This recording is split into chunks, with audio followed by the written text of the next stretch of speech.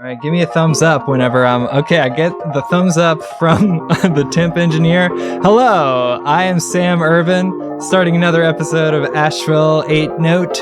Asheville, parentheses, PM, end parentheses, note, the weekly Wednesday live stream in Irvin Music Studio, the hub for my small company where I teach private lessons. I offer event entertainment for like weddings and corporate events and stuff like that, performances around the Asheville area, and do work in the studio, recording and mixing creative projects, making weird sounds, producing other people's visions of weird sounds, and producing this live stream, which is also available as a podcast now.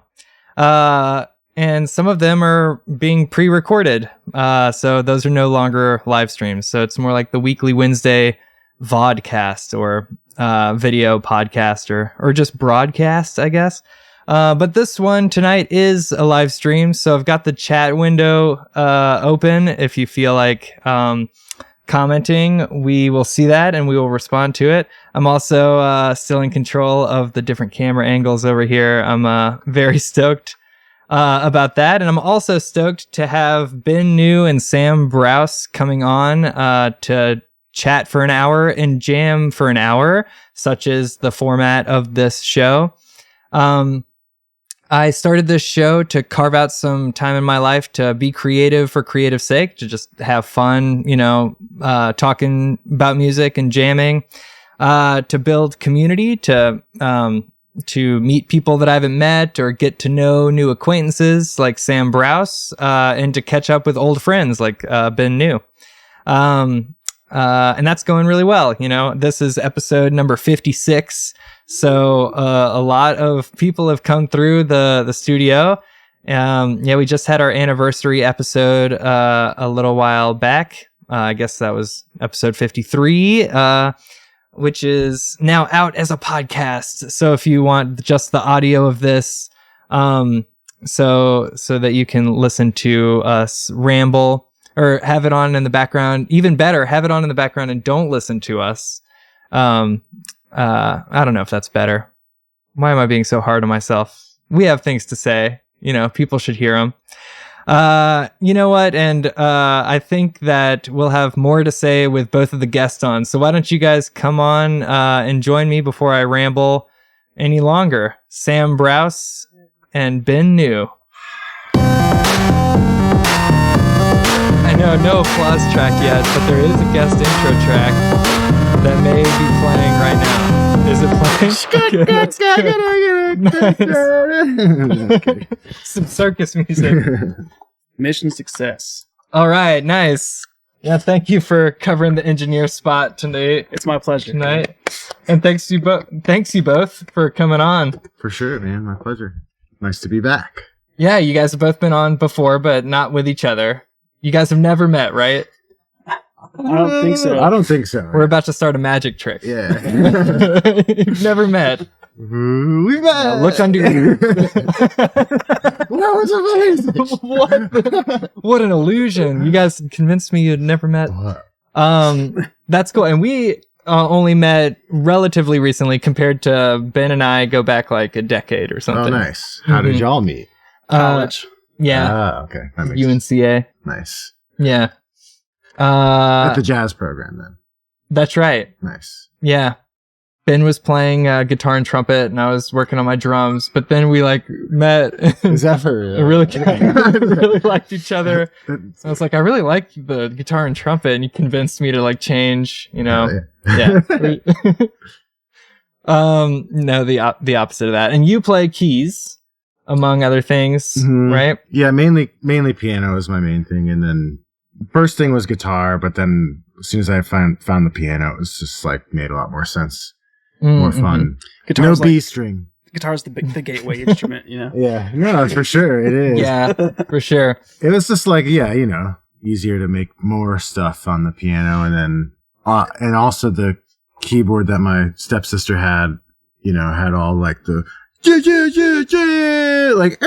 had scratch ones, and I was obsessed with all the different noises. Obviously, was it like a Casio? Oh yeah, yeah. It was the coolest. Yeah. Nice.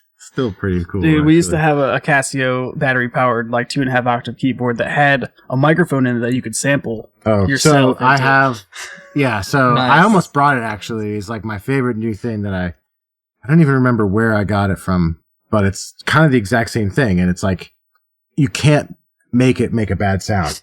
Like anything that you sample into it, when you play it back, it's like, oh, that's totally usable.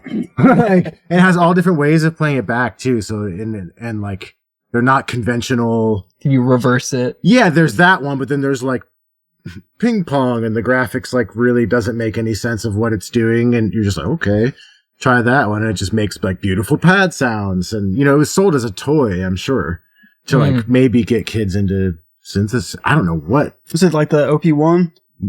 Yeah, but I mean, like it's a Yamaha from like 1980 or 1990 some. Must have been around the time of the DX7 because it's the same like graphics on it that the DX7 has, but it was probably like $30 or something. But now it's like I want to get it modded so that I can tell when the light's on, so that when I leave it on every time that I use it, I don't have to buy new batteries every time. Yes, yeah. So now I'm like, ooh, how do I mod this gear to actually work? Speaking of actually working and making sure things are on, I'm going to test I want to make sure that people can hear us. Oh my gosh. Okay. It's crystal clear. Nice. I got very paranoid there for a moment. That's okay. We turned down. Yeah, I was like, am I saying? I'm listening to your. I'm paying attention to this conversation, not just the technicalities. We turned it down in the headphones. It was positively blasting in my ears last week. So there's a Goldilocks in there somewhere where I'll feel secure. Right. There's too many master levels involved in this chain. There's quite a few knobs. Oh my gosh, yeah. I may or may not have forgot to start recording in Pro Tools too, but we've got the audio going through what is Pro Tools responsible for? Pro Tools definitely will be recording the jam in Pro Tools too, which gives me, I've been doing another, like an edit, and then reposting each of these, especially for the podcast. So the recording the audio of even the interview section directly into Pro Tools is a little cleaner than it being recorded into OBS, which then goes through the multi-stream platform that I use, and then into Would you like to go turn it on, or? No, it is recording right now. Yeah. OBS is recording the video. Yeah. Okay. No, it's too late. It's too late. I'm not getting out of here. What a time to be alive, man. Yeah. Making content. Redundant Slinging content. tent. Yes.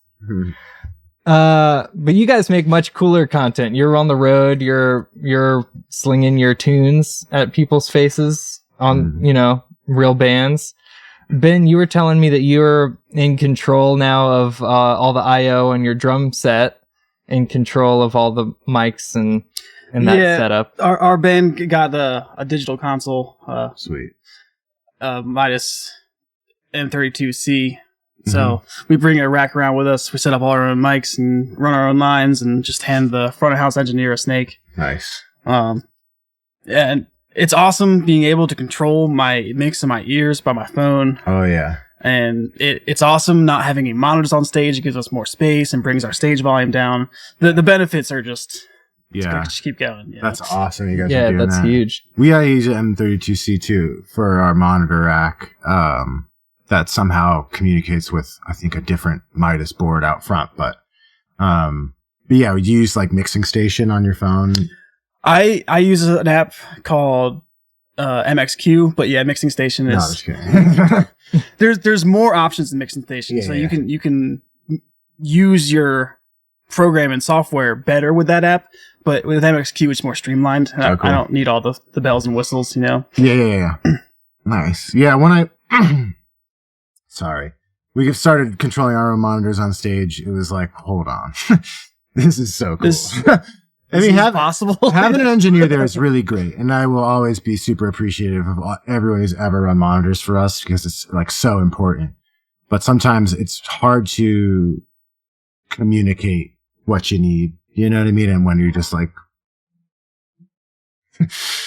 Yeah, it's a little bit easier. Are you a guest? I guess it wasn't from last week's episode because it'll be airing in the future. We recorded it this weekend, but you recommended these couple of guests, and one of them, Merrick Noyes, is taking over for another member of Papadosio. Did I mention that you're in Papadosio? Okay, yeah. And you're in Dr. Bacon?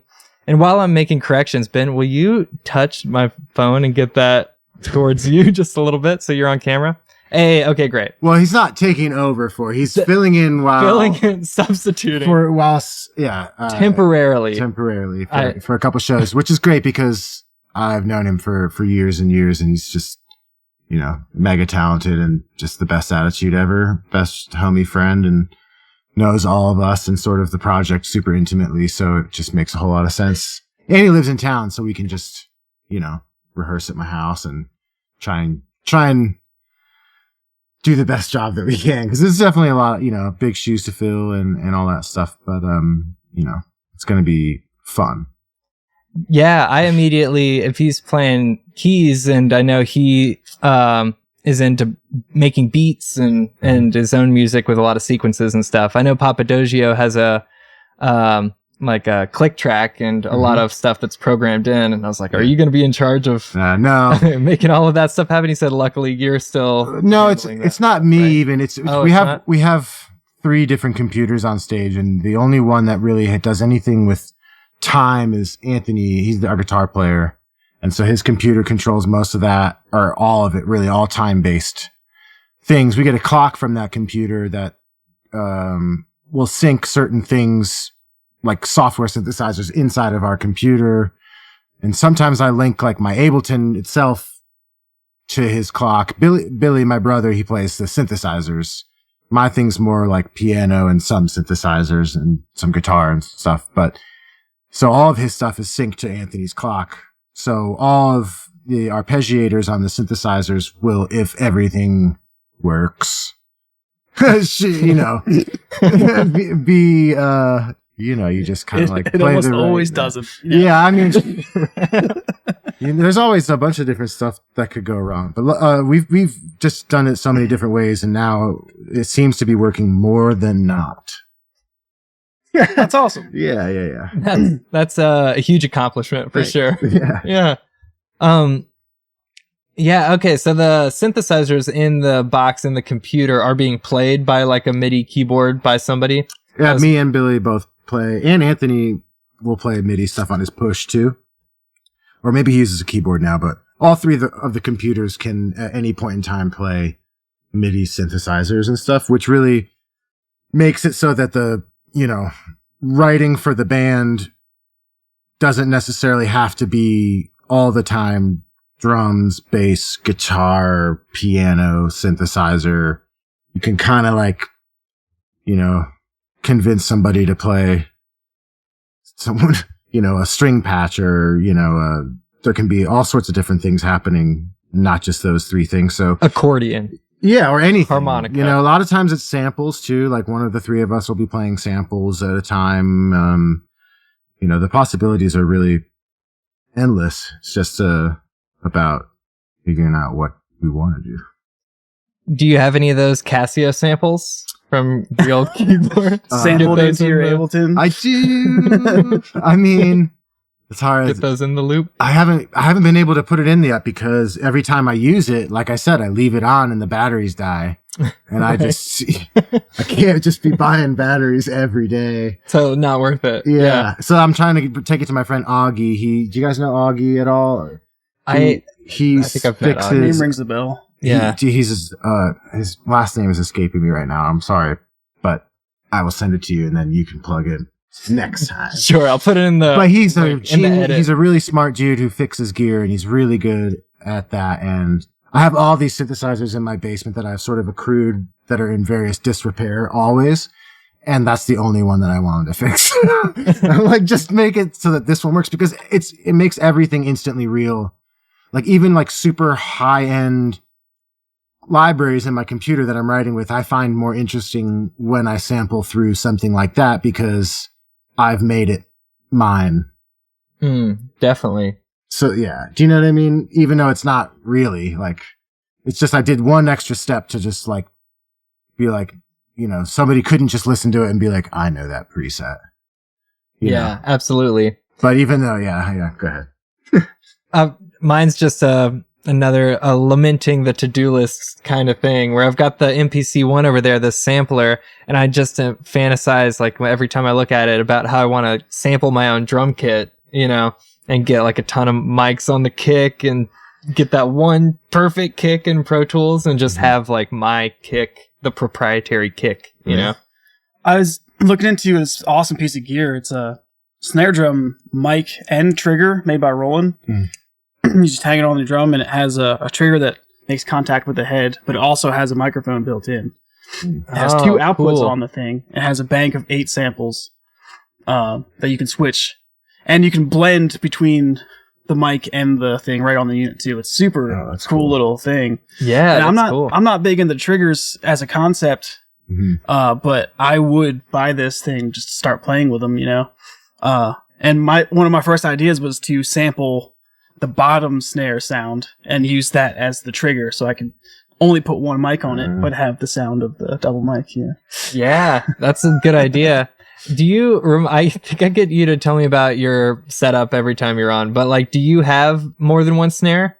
I don't. I use one snare drum currently. Gotcha. I have two mics on it.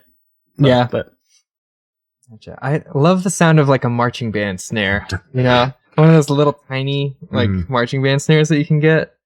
I don't know when you would ever use that. I do own one of those little pork pie 6-inch popcorn snares. It's great. I've learned over the years that less is better when you're on the road, Totally. That makes sense. Our drummer has 2 snares, and to me, I never understand it until I listen to the recordings, and I'm like, oh, okay, like I can get that. But it does, like in my brain, like I'm like, a snare is a snare, like it's serving the function of it goes snare. Crack. Right. It goes crack on the 3 or whatever. But or the 2 and 4. Sure, yeah. Yeah, that's what I meant. Or the half. Yeah, the E of I don't know. A little roll on the E. It goes E of 3. There's only one of them, is my point. Usually. It's not like the Surgeon's General. Yeah. Snares drum. Right, yeah. No. But he does a really good job of like, putting it to use. But I can understand like having one on the road and when you're setting up all your stuff and mic and all your stuff, better than 2. Yeah.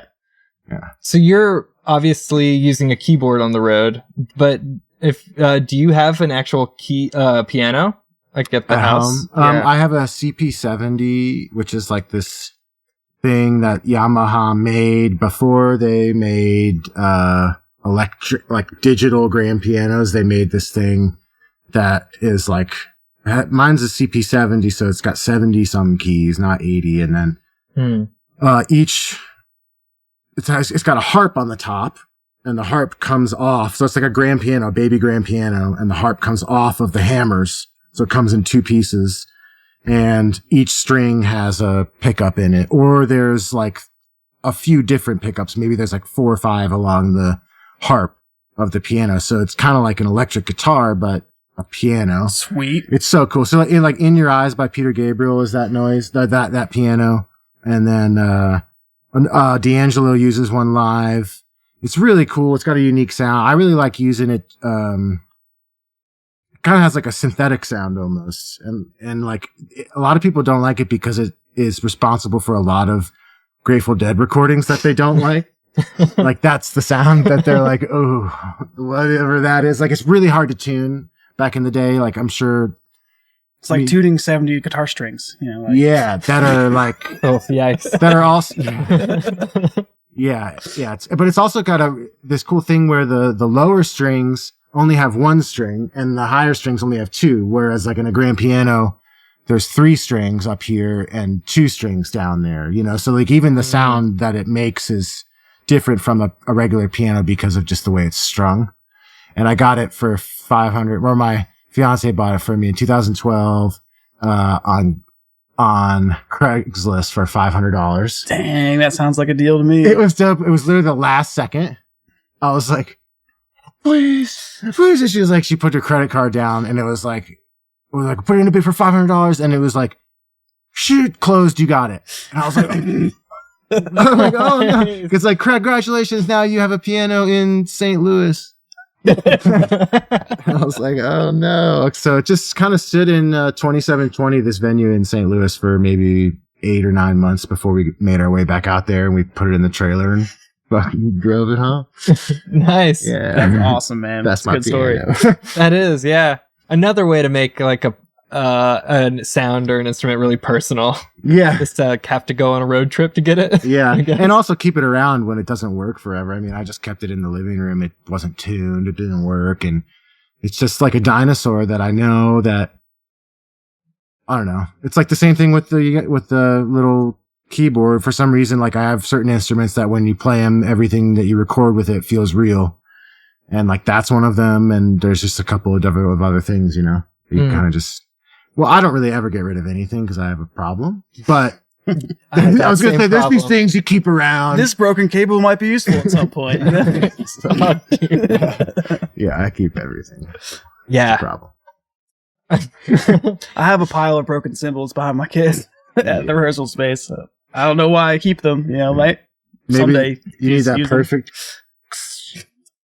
Yeah, I've still got the really terrible, awful cymbals that came with the set, you know, in the other room. Like maybe I could like get like a Sawzall and just like really mess one up and then get like a sort of sound out of one. Dude, I've seen some stuff on Instagram recently that are like blowing my mind. Like that just looks like so much fun to do, which is just like, you know, dude's taking like a cello bow and he's got like a hole in a drum and half the drum's in a bucket of water. And then he's like, and he's just making a Jay Dilla beat. Like, it's like, that's what it was the whole time. Just like weird stuff that you can just do all by yourself with the drum set. It's like, hold on. I don't know. It's really inspiring stuff. That's cool. Yeah. The drummer who's on the show a lot, Zach Downs, is great. And at least one time during our jams, he'll put the stick on the ride and just, yeah.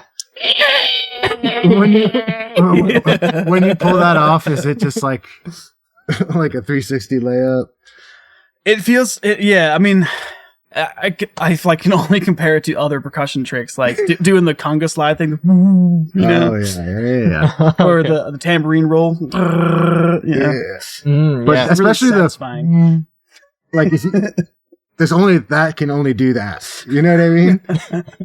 Oh yeah. I was listening to it just came on the radio. I went to play frisbee golf the other day and like it was me and a couple of my friends and I just turned the radio up and it was Lowrider.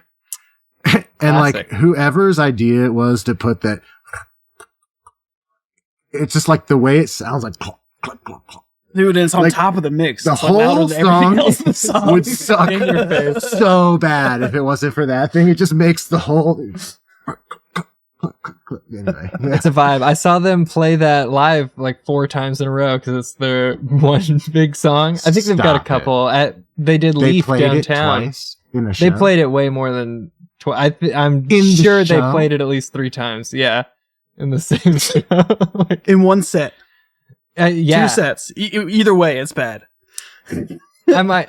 It was definitely at least twice. Unless they like, you know, started so. the song and then played some other songs and made a sandwich with it. You know, I can get that. But if they just played the whole thing, they came back. I want to say it was 3 because Leaf had to unplug the power because War was like just gonna keep playing, and like in Asheville where we are, the city ordinance, I think you have to stop like outside music, you know, anything loud at 10, and then I think they just got even stricter on it, which is not cool, causing a lot of problems for... Last I heard it was like nothing over 80 decibels or something, downtown. Which is about how loud we're being right now. Yeah. Downtown, you're saying?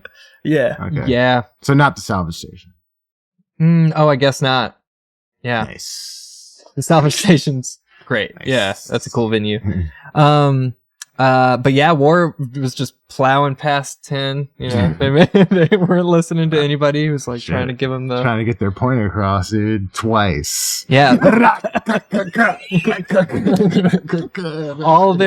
all his friends love the lowrider, want the lowrider. Yeah. What is the message of that song? I don't know. Didn't they do that one song too that was like, spill the wine, dig that girl? Yeah, Is that War? That was that Eric Burden War, the first V1. Okay. Yeah. Dude, that song is wild. He's like talking about all types of ladies. You know what I'm talking about? I know. Oh, it's the wildest song. You would I'm know missing it if this you heard one. it. Oh yeah. It's there's just a lick. That's the song. It's like boo boo boo boo boo boo boo boo boo boo boo boo boo. That's the whole song. And then it's just this dude's perverted like psychedelic trip. Loving ladies in a trippy and way. they got the in that song If too. it ain't Fucking broke. slaps. Fix. All right, it's a good imitation. That's a good pull. I'll market the live stream with that little demo. What is that instrument called? Guiro. Yes, Guero. What's it? What'd you call me? Guero shot first. Ooh. All right, we have so much more to talk about, you guys. Yeah. Let's really get down to it. Well, I just was thinking, like, when you said that they played that song 3 times in a show, like, it horrifies me to think about writing such a smash hit that you have to not only get over playing it every night, but then someone convinces you to do it again twice in a night. I mean, it's beautiful that people want to hear your song that bad, but boy howdy. There's some That's songs... one paid Guero player, dog. Totally, yeah. Yeah. That's a big responsibility. Yeah. If you're going to play Guero on... I mean, sign me up. It is like Budo's band has a shaker guy in the band. His job is just to shake on the downbeats, you know. But if you fuck up the shakers, that's a bad news. Because you got to be right on. Yeah, I've been the guy who played some trumpet and then had a hand percussion thing, and I get real bored real fast trying to do the shaker like right on to end. Well, there's like 2 patterns that make any sense to someone who doesn't really know what they're doing. And yeah, that's the one. Yeah. I am good at that. Yeah, but. Are there any like one not one hit wonders necessarily, but any huge hits that you guys would sit there like love listening to like 3 times? I love that song "Heart in a Blender," and if I saw Eve 6 and they played that like for a whole set straight, chicken tenders, put them in a big baby. Yeah, I love that song. Almost it irks me that you're making fun of it. I love Eve 6. Oh man, I love that song. Yeah, I like the 90s, sir. That was that already the 2000s? Might be the 2000s. Dude, I think they just played in Wilmington like a year ago. I some friends down there that opened for them. That is cool. March, right? Yeah, I think they play every year. No, I don't know. Of course they were there. That's sweet. You 6. Yeah. But yeah, they play that song every night. You already know. You got it. Yeah. Yeah. And I'm there for it. I would watch that all night. I mean, that's the thing. At some point, it gets to the point where like people are bummed if you don't. Yeah, if you have chompers, you're doing something right. You know? Yeah, chompers. Yeah, that's what you would call both that song and the people who want that song. Yeah. Chomping at the bit to hear more. Yeah, I got it. So you guys don't have like a song that you would sit there and listen to, like listen to or play. Listen to, like see, that's different. See. Yeah. That's why I was thinking of those dudes. I wasn't asking the question like, have you written a song so good? No. But have you ever rehearsed a song before? Right. Yeah. For sure. I would listen to over and over again. I mean, I kind of just do that with like John Williams' whole catalog. Okay. Star Wars. Mostly, yeah. No, but the E.T. theme. So good. Mm-hmm. Magical. Yeah. Indiana Jones, dude. The whole thing. Yeah, I kind of have Jurassic like a totally obsessive thing. Yeah, Jurassic Park, Harry Potter. He was nominated for 57 Oscars. I think I talked about it last time. I probably did because that's just what I talk about. Sorry. He's great. Yeah. He beats Danny Elfman.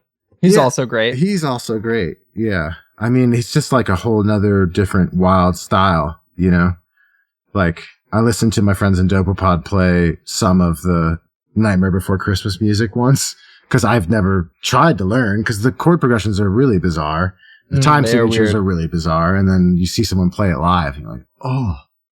Like, I don't know. That whole movie, Nightmare Before Christmas, the music in that movie is like so next level. And I learned that it was written before they made the movie. So Danny Elfman wrote the music before the movie was even made. Oh, they made awesome. the plot around his music.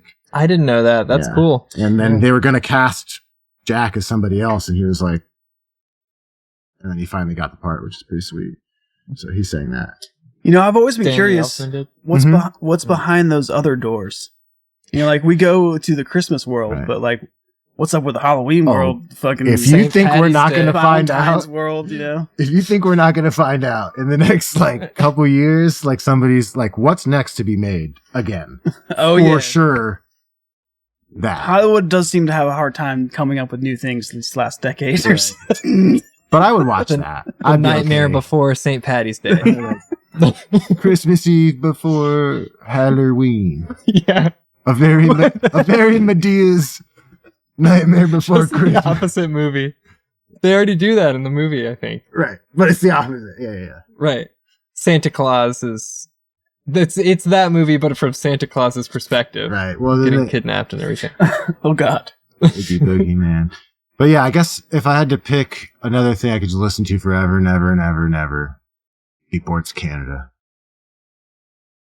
I don't know what that is. Really? Yeah. Do you know Boards of Canada? I, not enough to like tell you Talking the name about of it. a song. Yeah, that's okay. A lot of the songs I don't even know, but they're just like this really mysterious sort of like, ambient kind of music that was made in they're like the Scottish twins, but they're called Boards of Canada. They're super mysterious. Like they never do interviews. They never play live. And it's just like nobody quite knows how they made what they did when they made it, because like it was before DAWs were really like DAWs were super conventional. So there's a lot Digital audio workstation. Yes. Well, for them. Yeah, I know. Yeah. Okay. Okay. Yeah. Help with the layout. Yeah. But anyway, so it's just like kind of like it's less about the progressions and it's less about like grandiose sort of arrangement of what could be possible musically, and it's more just like beautiful textures and weird samples. Okay. You should check it out. Boards of Canada. Yeah. And you could and they had a single that you could listen to. Oh, not a single. Yeah, you're right. That was just their discography again. Okay. Just much like John Williams. Listening to- So these are just artists I like. Yeah, I've been listening to like nothing but Stereolab's Oh, cool. discography. I could just listen to that forever. Like I haven't put it listened on to much of clean. them. Oh yeah, it's so like heavy and light at the same time. It really like it's like a lullaby, but also is like freak you out if you pay too much attention to it. I have to It's listen. Great. Is Stereo, do they have a female vocalist, or am I thinking of something different? No, that's right. Okay, yeah, they yeah. have two female singers. Yeah, I've heard. Yeah, I haven't listened to that in a long time. It was really cool. I remember. Yeah, it's heavy. I can't think of a song I'd be down to listen to over and over again, but I have been listening to a band called Lydian Collective pretty exclusively lately. Lydian Collective, and they only write in Lydian mode? No, but that is it's a music joke. The name of the band. Mhm. There's no one in the band named Lydia, Okay, got it. But there are two females. There's no vocals. It's all instrumental, Nice. and it's some super awesome like progressive fusion music from England. Okay, sick. What was it again? Lydian Collective. Collective. Lydia Collective? Lydian Collective. Okay, gotcha. That's cool. They're like apparently some music theoreticians, is that the right word? Theorists. That I was trying to elevate, that think that Lydian is sort of more primary than the major scale, like that everything could be based around Lydian. That Lydian is like That's an interesting theory, theorists. yeah. Yeah, I mean, sure. That's why I got excited. Maybe this band is trying to create like a whole project around that idea of like home base is. I thought we were not getting political, dude. What the fuck? Don't censor me. Sorry. No, yeah, I mean, it's funny because like, I mean, it is all the same. It's just you're starting on a different note. If we're gonna get nerdy with it, yeah, I mean, we're talking about modes for you people who don't know what we're talking about. With their different scale, if you play the major scale starting on the 4th degree of the scale, it's now the Lydian scale. Well, I guess you would start and end on the 4th, an octave away, which is a different scale made up of the same notes in the same order, but it sounds different. They've got flavors. It's not all the same thing. Yeah, it's really fun to I don't know. Like, I don't never think about it in terms of like playing, I don't know, with the piano, it's probably different than with the guitar, because with the guitar, it's, I guess, you know, the same shape relatively, you know, here, like A and B, Lydian, you know, it's I've got my Lydian shape that I can. Your Lydian, is that real or is that, am I just? Oh, there are a bunch of, exactly, that's right, yeah. I mean, but more than one Lydian shape. Right. How many are there? You know, I've been teaching the caged method, and so that's 5 different forms: the C form, the A form, the G form, the E form, and the D form. They're named after those forms because the arpeggios sort of look like the open chord at the end of the neck. I just sort of figured this out a couple weeks ago. I think I saw a YouTube video, so I'm talking about the cage thing, and I was like, all right. And then maybe a couple weeks later, I kind of put my hand down. So what you're saying is like, at any point, if I bar here and play a C with the other 3 fingers, that's like sort of the caged thing? Yeah, so that would be the C form, actually. And then you could play the C, you know, all of the notes in the C major scale, for instance, in that position. Just using your index finger to bar the top where the open strings would be if you were playing a C. Like a capo. If you're going to play the chord. But we're talking scale, so you wouldn't need to bar. And then once you play that form, and then the other 4 forms, so for 5 total forms, you would end up back at that first form. So the 5 forms like span the whole neck, and that would be 5 different ways to place the 5 different positions to place the major scale in. But then you could also alter it, so there could be 5 different positions to play the Lydian scale in. Fascinating. Yeah. So it's not just one.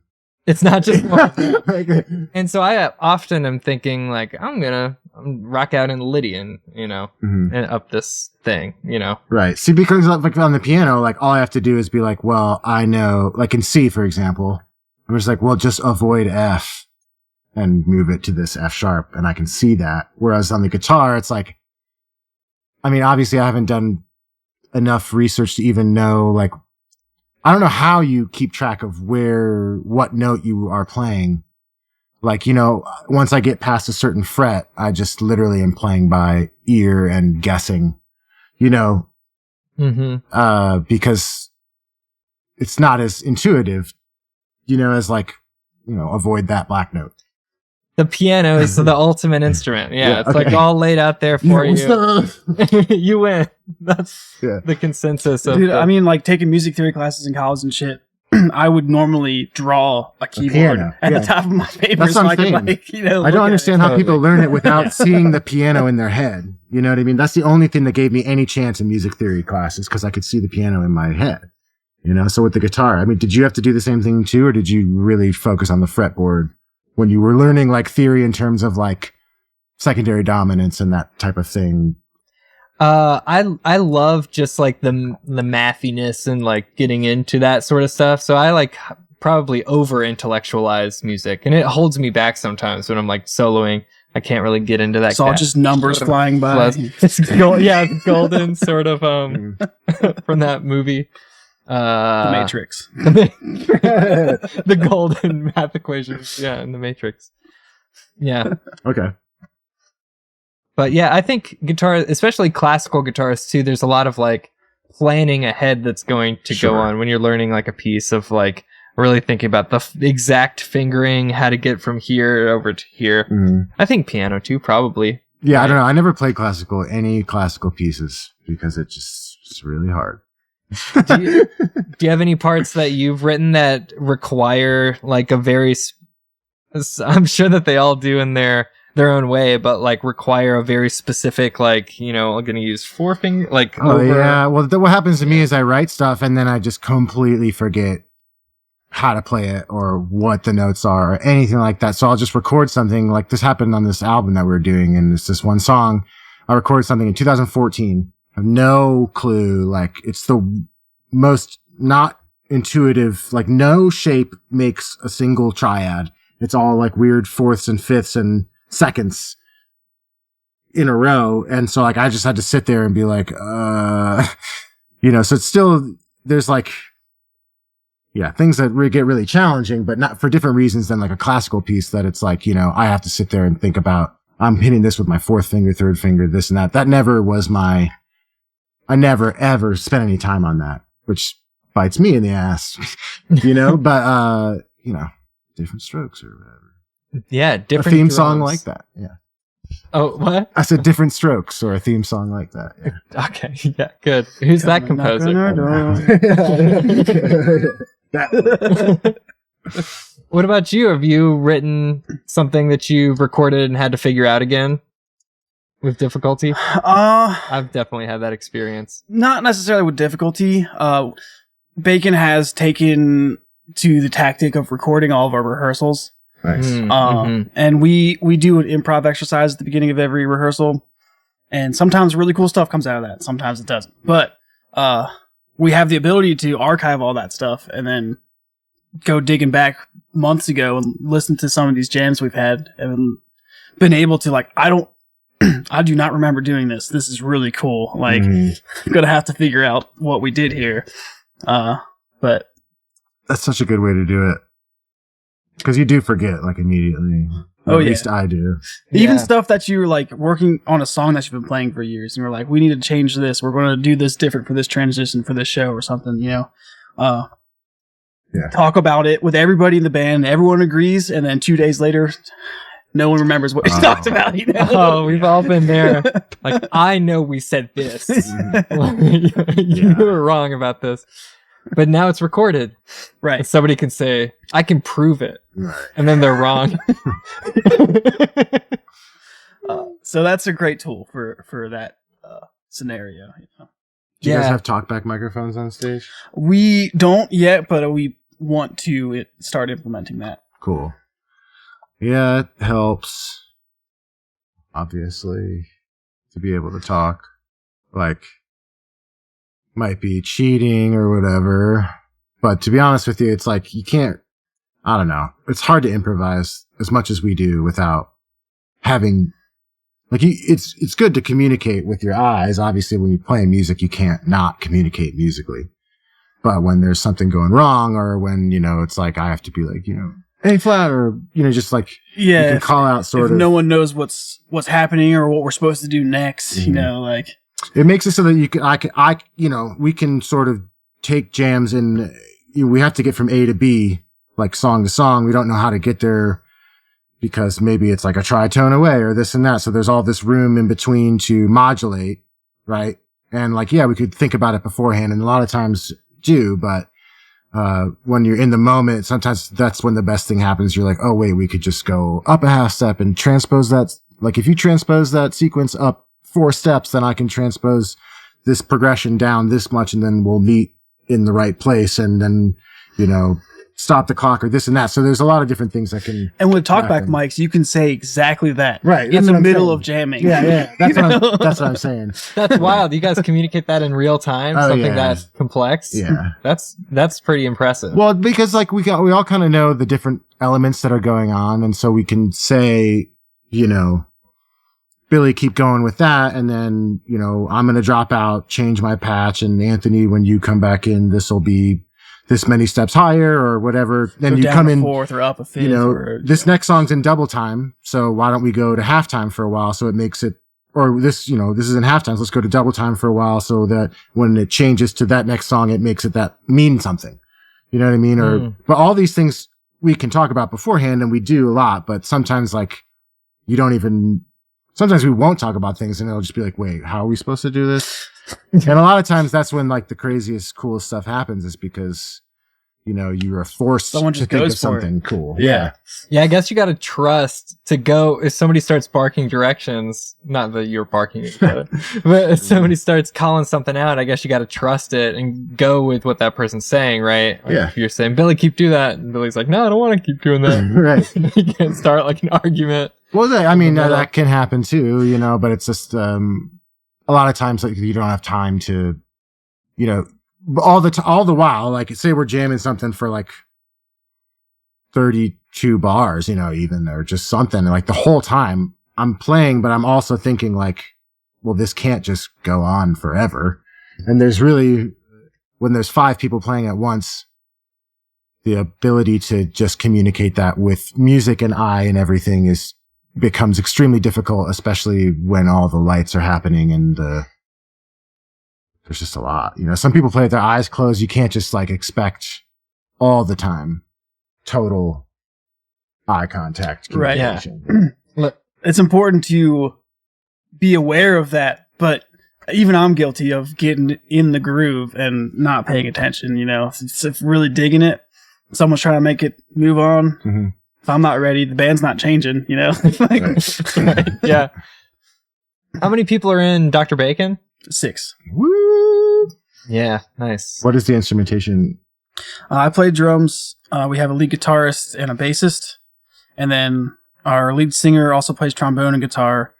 Backup singer, who also sings lead sometimes, plays bari, tenor, and alto sax, and baritone and resonator guitar.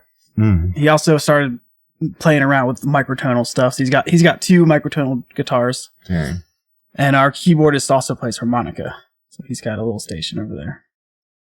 So is there like a whole nother, like, is it the same sort of principles of Western sort of, tonic, subdominant, dominant with microtonal shit? Or is that just like, you can use it to sort of make the variations on that to be more interesting, but is there a whole nother subset of like chords therein, or is it more just like a way to, I don't know. I don't know enough about that stuff to fully answer their question. Right. But I have picked up his guitar and played around with it, and Western scale does exist on that neck. Right. There's just more. Right. Right. And it would be a shame to just play that. Right. Right. And I understand that, but I'm just wondering if like when you pick up a microtonal thing, if you're looking to break free from that, or you're looking to enhance it, or probably just a little bit of both, but it just freaks me out to think about more chords to like You mentioned just tonic, like predominant, dominant. That's what I meant. Yeah. But like there are a bunch of more, already just with the 12 tones right. of that, right? Like if it's a 6-2-5-1, that submediate. Yeah, but I mean, like, 6-5. I just always assumed that, a 2, a 6, and a 4 is all. They're all predominant. A 4. Right, yeah. Yeah. I think that, or I guess my assumption would be that with a microtonal instrument, you just get even more of those, that granularity.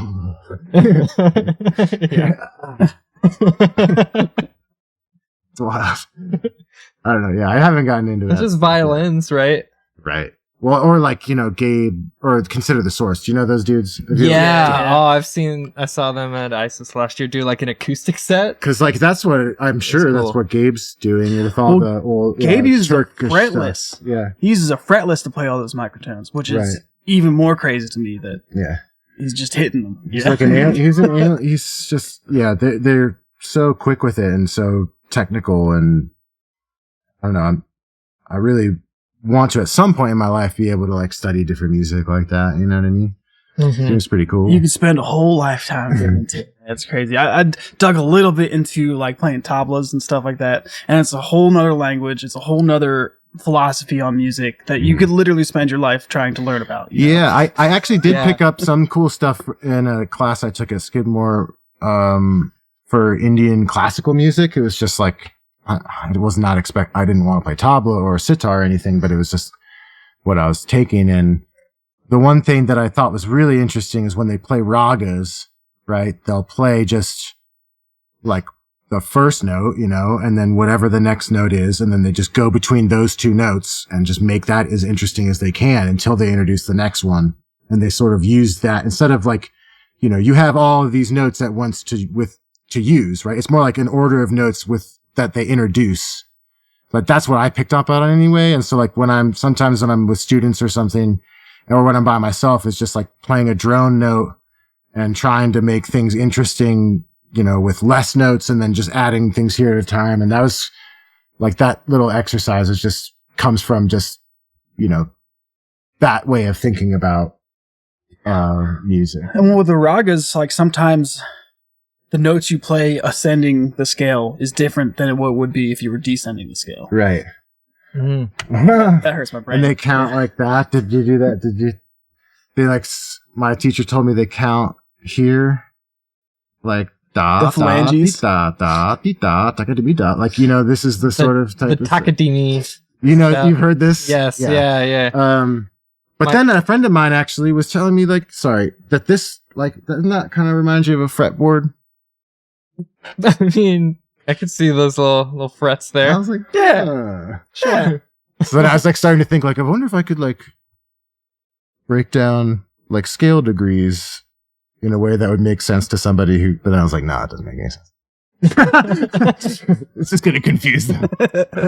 I was certainly confused. My guitar teacher was telling me about the Takadimi stuff, and because he was super into John McLaughlin and like the Mahavishnu Orchestra, who heady. Yeah, definitely. Who brought in a lot of that Indian classical stuff into like jazz fusion, but it's very 80s. It's hard to listen to now because the synth is just so old.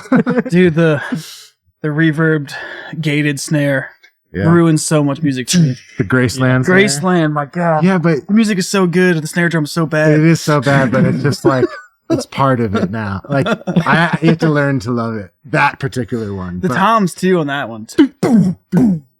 It's very strange production. Was that Phil Spector that did that with? I don't know who produced that album. I don't know either. I know it won Album of the Year. I know I blame Phil Collins for it existing. That sound. Tragic. But the Takadimi stuff works in that way too, where you're adding little But I pronounce I do say a lot. No, you're good. But the Takadimis. Oh, just I was going to comment on how there's not like a meter so much, right? And in my understanding, and it builds on these little tiny units like Takadimi. Well, they count here because a lot of times it's like it'll be, from what I remember, will be like, you know, instead of counting to 7, they'll use their fingers and then they'll count, like it'll be in 13, so they'll count whatever 13 minus 7 is. But is it a bunch of 13s in a row, or is this particular moment a 13? Because my impression of it was that like there are ragas and then no. But I think what you're saying is right. There are like, it might be like a bunch of 13s and then a 14 and then like a 1 2 1 2 1 2 3 1 2 1 2 3 1 2 3 1 2 3 1 2 3 kind of shit. Yeah, so they'll count like this, dot. Yeah, they'll count like that, like this, and I'm like, oh damn, that's pretty sweet. Anyway. Yeah, pretty sweet. Math. Pretty cool. Need to get a classical Indian music expert on here to join us. Yeah. I am producing like a woman's music. She comes in to like sort of like a lesson like every week to work on her music with me. Mm-hmm. And she's from India, and she sings like the microtonal stuff or the 18-tone stuff over like beats that we're making. Whoa. It's pretty cool. Yeah, you can't really go wrong with that. Yeah, it's neat. What about you guys? What are you working on right now? What's present for you? Bacon's probably about a week or so about being ready to hit the studio full force for our next full-length album. Yeah, sweet. We're going into the studio with putting this out on vinyl in mind. We didn't think about that with our last album, and after we had come out with it, we realized that if we wanted to get it printed to vinyl, it would be like 2.5 discs long, and that's too expensive. So we're going for 44 minutes of music, 22 minutes each side. And it's crazy you have to think about that, right? Yeah. That's happened to us. Yeah, for sure. The medium is the message. But this will be our first full length with our relatively new lineup. In 2020, we had a bit of a kerfuffle. Half the band quit. We got a couple guys on board, and things have been going great since they've been with us. And this will be the first like real studio project with them involved. So I'm excited. That's super exciting. Yeah, that's cool. The test. Time to test the metal. Papadosio, I mean, we've been releasing singles sort of over the past 5 months, or I don't even remember how long it's been, but we're releasing singles to, that are going to be part of a bigger project that's just sort of coming into light of like, what it is and what it's going to be and what it means. And it's been like, I would say we went into the studio to start recording last January, I think, and have been going in. We went in twice over the last year, working at Drop of Sun, which is like a super cool place. I don't know if you guys have ever been in there. It's in West Asheville. Really awesome place. And so hoping to release something. We just released a new single on Friday, this past Friday. And I don't know if any more singles are coming or if it's just going to be the whole big shebang. We're kind of just still working on it and, staying on the road a little bit. But, I've been working a ton with video at home, to be honest with you, just because it's exciting, like writing. I'm using this program where I can use video inside of Ableton, just like I would use audio. So I'm like kind of composing music using video as well as audio. And then I've also been diving in this like really scary, intense world of the artificial intelligence sort of helping me create art and video that's equal parts really exciting and also like existential and scary, and I don't know. It's interesting, but don't lose yourself. Well, that's the thing. I had to stop doing. I just started like a year ago doing this like AI sort of video project stuff. I stopped because I just kind of freaked me out, and I'm like, all right, well, I got to kind of finish what I started. And as I'm getting back into it, sort of, it's fun. It's really fun. The possibilities are endless, but you also kind of have to like step back every once in a while and just be like, what is actually going on here? Yeah, because it is kind of just magic. What you brought it up at the end of the conversation. I would want to dive into this so hard. Yeah, I can't. What are you doing with it? I'll show you. Okay, I'm not really ready to talk about it yet because I know that by the time I release it, it will already be obsolete, because that's just what I'm seeing. Absolutely, yeah. You know what I mean? I'm seeing things that are coming out that I can't even implement in time. Maybe because I'm lazy and I didn't do it in time, but it's like these processes are already becoming obsolete by the time they're being even discovered, which is like, yeah. I'm like 2 weeks late getting Chat GPT, and it's already old hat. Yeah, I missed the conversation, but that's what I'm saying. It's impossible to keep up with it. Yeah, and it's really about just doing. Like, it's about having fun, or else you should mess around with it. I had this philosophy group of a few guys that meet, and we do like a reading. And to prepare for it, because I sort of hosted, I like got on with Chat GPT, and I was like, "Tell me about this reading." And then I like started asking it questions, and a little back and forth. I was like, I don't even need the group. Yeah. I don't need other people. It's crazy that it's easier than Googling some stuff already.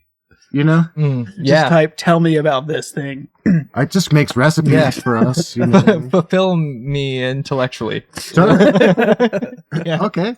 And it's stoked too. That's the other thing. It's like always stoked about it, whatever it is. I was like, can you help me? It's never like, I guess. Yeah.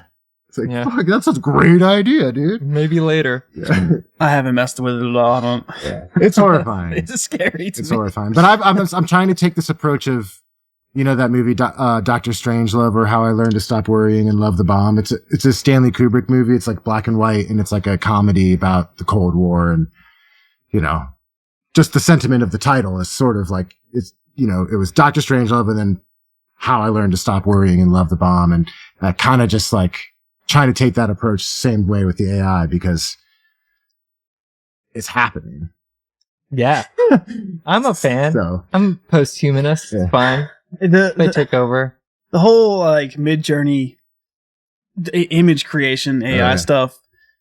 It's concerning because I'm not an artist, but I have a lot of friends who are. oh, for sure. And that definitely, when that stuff became public knowledge, everybody I know on Facebook was commissioning their art through this AI, you know, Mhm. and Oh, totally. what does that mean for the industry, you know? Well, that's the thing, is that, like, I think it means more for every other industry than anyone's willing to talk about. Because what you're saying is right.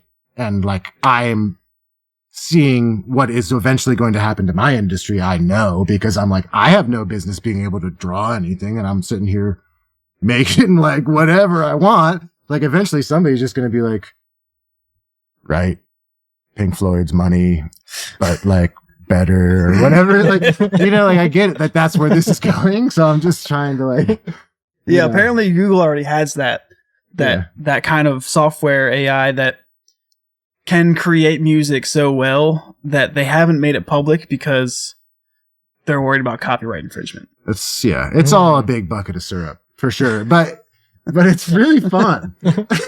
People like going. I swear. You should try. No. We're about to have fun though in real life. Yeah, Like real just life three people in a room making music. Like No cavemen. computers involved at all. Just Not- sticks and stones. Not to make content because Red I'm on meat. some hamster wheel of like needing to be productive all the time Yeah. in the modern age. And it's gonna be fun. Yeah. I'm excited. This was fun. For sure. Really awesome to have you guys on. For sure. Any last thoughts? Hanging threads. I just got a plug. I'm about to go on tour. We're hitting Philadelphia, Ithaca, New York, Cayman, New Jersey, Worcester, and Greenfield, Massachusetts, Washington, D.C. It's going to be a good run. Get Yeah, out awesome. there. Dr. Bacon. More on drbacon.com. I guess it can't be dr. It is dr. You're right. The website doesn't have the dot. It's drbaconband.com. Good to know. We're going to be in Atlanta next weekend. All right. And then Philadelphia, New York, and yeah, some of those places up there the weekend after that.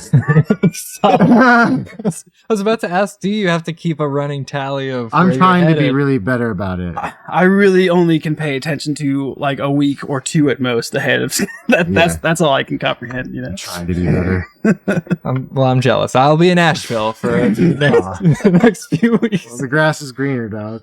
Oh wait, I'm going to Japan, but not to play. The Maybe grass I is could real find green some. over there, I heard. Yeah. Yeah, it's gonna be very organized grass, very trimmed. All right, thank you for watching. We'll still be here in a little bit. We're gonna take a quick break. Set up. If you're watching on Instagram or anywhere besides YouTube, I recommend going over to the YouTube. Smash that subscribe button, and also you'll be able to hear the music really nice on YouTube. It sounds the best on that, or on the podcast when this eventually comes out on that. This is Asheville 8 Note, Asheville 8 parentheses PM Note, and I'm Sam Irvin. This is Sam Brouse and Ben New, and we'll be right back.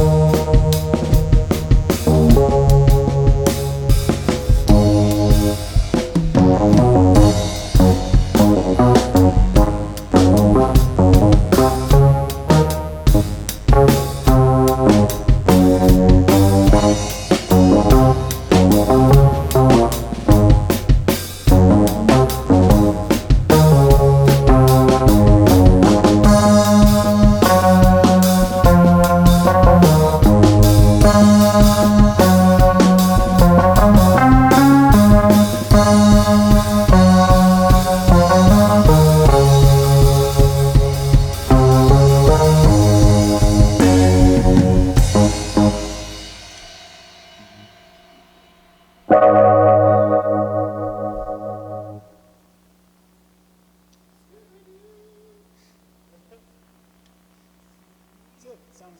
good.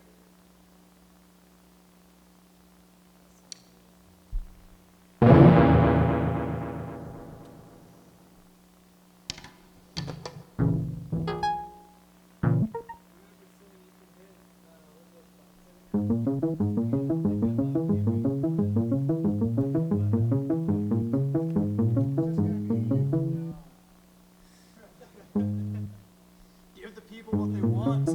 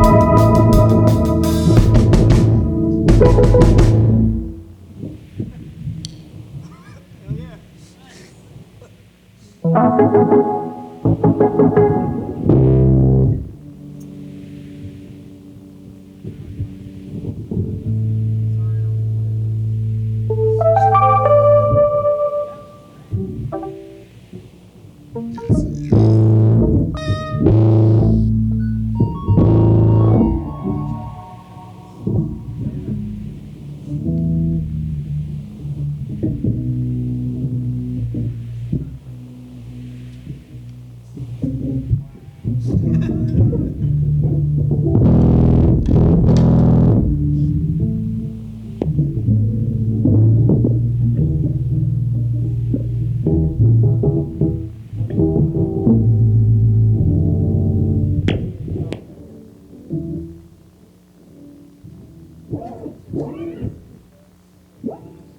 time I was on this podcast, I picked up the bass for it too. Wanted to turn every single thing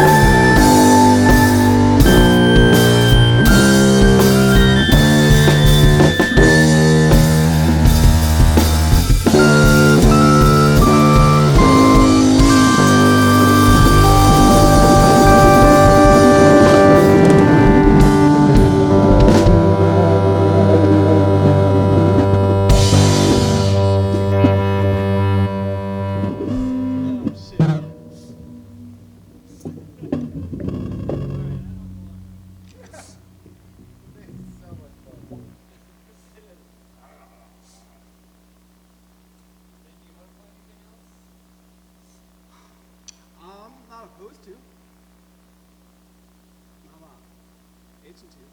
I'm down to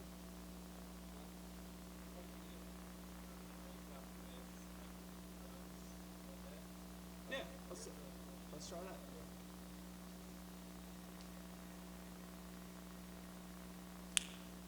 Should I take my ears with me?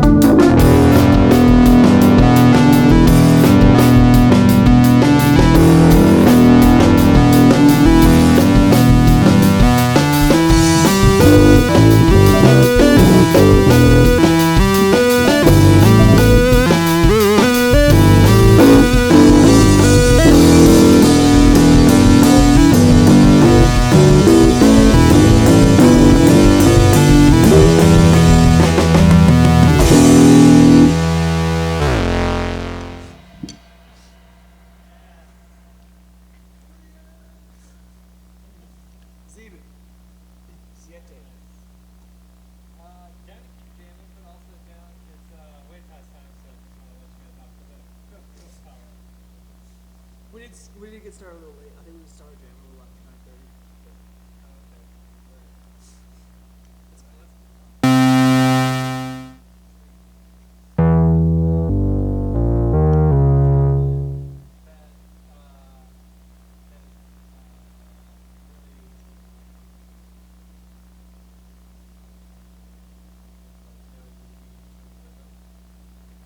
You want to do that? Yeah. Okay. Yeah.